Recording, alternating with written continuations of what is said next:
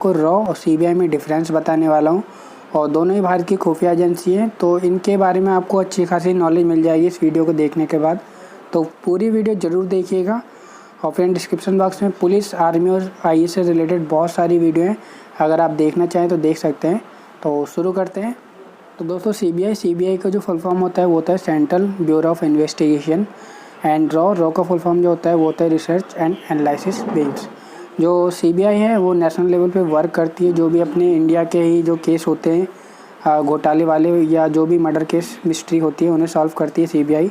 और जो रॉ होता है वो इंटरनेशनल लेवल पे वर्क करता है, यानी कि बाहर की जो भी जासूसी है वो सारा रॉ देखता है। और अगर आपको सीबीआई में जाना है तो आपके लिए ग्रेजुएशन कंपलसरी है।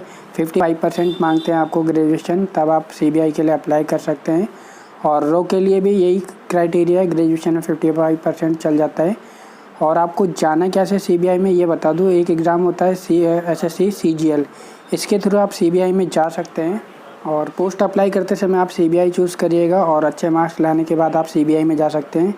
और अगर आपको रॉ में जाना है तो आपको सबसे पहले सीबीआई या आईबी या सीआईडी इस तरह की सर्विस में कुछ सालों तक वर्क करना पड़ेगा, या फिर अगर आप आईपीएस भी हैं तो भी आपको कुछ सालों वर्क करना पड़ेगा। उसके बाद वो आपको अपने आप ही रॉ वाले उठा लेते हैं। ये कैसे उठाते हैं, क्या क्राइटेरिया, इसके बारे में कुछ नहीं पता है, क्योंकि रॉ एक ऐसी खुफिया एजेंसी है जिसकी सारी जानकारी गुप्त रहती है। तो अपने आप ही कैसे उठाते हैं वो आपको तभी पता चलेगा जब आप वर्किंग होंगे सीबीआई, आईबी या सीआईडी में। और अगर मैं एज लिमिट की बात करूं तो सीबीआई में जाने के लिए आपको 30 साल होना चाहिए मैक्सिमम।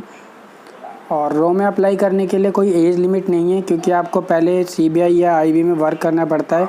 कुछ साल आप वर्क करेंगे, उसके बाद अगर आप में वो क्वालिटी होगी उसके बाद ही आपको रॉ के लिए बुलाया जाएगा। तो सही बात बताऊं, कोई एज लिमिट नहीं है रियल में रॉ के लिए। सीबीआई में जाने के लिए आपको फिजिकली स्ट्रांग होना चाहिए। उनका जो क्राइटेरिया होता है, क्या क्या आप हाइट या जो भी है वो आपको चाहिए। लेकिन रॉ के लिए आपको फिजिकल के साथ साथ मेंटली स्ट्रांग बहुत ज़्यादा ज़रूरी होता है। रॉ में जाने के लिए वो सबसे ज़रूरी चीज़ देखते हैं आप कितने डिसिप्लिन हैं, कितना आपका मेंटली पावर स्ट्रांग है, क्योंकि रॉ जाना सबके बस की बात नहीं है। अगर आप एकदम परफेक्ट है तभी आप रॉ के लायक हैं, क्योंकि रॉ एक ऐसी गुप्त एजेंसी है जिसकी जानकारी रियल में किसी को नहीं है कि कैसे क्या प्रोसेस होता है इनका। बस उसमें जाने की जो पहली सीढ़ी है वो उसकी जानकारी होती है, उसके बाद की जानकारी वहीं जाके पता चलती है। और अगर मैं सैलरी की बात करूं तो सीबीआई में आपको 60,000 से ज़्यादा सैलरी नॉर्मली मिल जाएगी स्टार्टिंग में ही। और यदि आप रॉ के एजेंट हैं और रॉ में वर्क कर रहे हैं तो उसमें कोई सैलरी की लिमिट नहीं है। बहुत पैसा है उसमें, क्योंकि आपका काम ही ऐसा है खतरों से खेलना। तो पैसे की कोई दिक्कत नहीं होती है जो रॉ एजेंट होते हैं, लेकिन खतरे वाला काम होता है।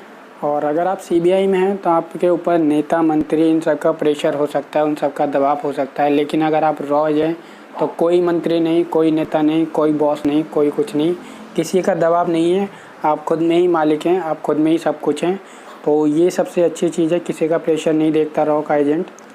लेकिन रॉ एजेंट बनना खतरों से खाली नहीं है, क्योंकि दूसरे देश में जाके आतंकवादियों के बीच में रह के वहाँ की जासूसी करना, वहाँ की सारी जानकारी निकाल के अपने देश को देना, तो रॉ एजेंट बनना खतरों से खाली नहीं है। लेकिन गर्व की बात है, क्योंकि रॉ एजेंट का काम ये होता है दूसरे देश में जाके आतंकवादियों वगैरह के बीच में रह के उनकी जासूसी करना और उनकी जानकारी अपने देश को प्रोवाइड कराना। ये बहुत ही मुश्किल काम है और गर्व का काम भी है ये। तो जिनको भी एडवेंचर पसंद है, जासूसी करना पसंद है, खुरापाती दिमाग वाले हैं, और रॉ में जा सकते हैं। एडवेंचर भरी लाइफ है। उससे पहले आप सीबीआई, आईबी या सीआईडी में जाएं, उसके बाद ही उसके आगे का क्राइटेरिया पता चलेगा। अगर आप डिसिप्लिन हैं, मेंटली स्ट्रांग हैं, तो रॉ वाले आपको खुद बुलाएंगे एजेंट बनाने के लिए।